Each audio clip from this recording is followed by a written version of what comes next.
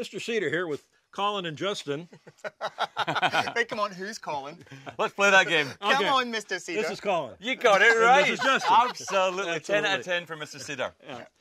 At their brand new lakefront log cabin with this beautiful wraparound cedar deck. Unfortunately, they discovered that the deck was failing because of poor construction practices. So the whole deck, unfortunately, is going to have to be replaced.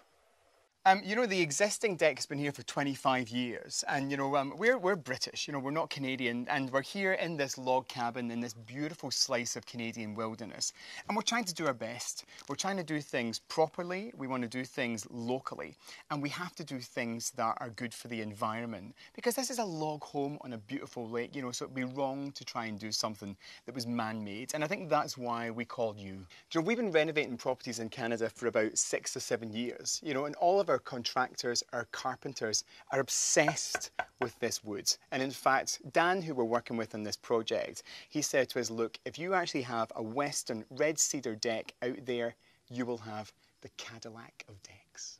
How do you beat that? At the end of the day, a good product has got to last, and cedar, I understand, has got particularly good long life qualities. What is it about cedar that makes it such a special timber? Well, Western Red Cedar has ingrown preservatives that make it last a long time. It resists rot, decay, and insects, and it's extremely stable. So, Justin, did you consider other materials for this deck? I have to be honest, we did look at several options. One of them was oak, one of them was pine. We looked at cypress, we looked at hemlock that we have surrounding the cottage. But every time we spoke to anybody, it just kept coming back to cedar, and particularly your brand of cedar. It's just a really lovely product. Did you consider any of the composites?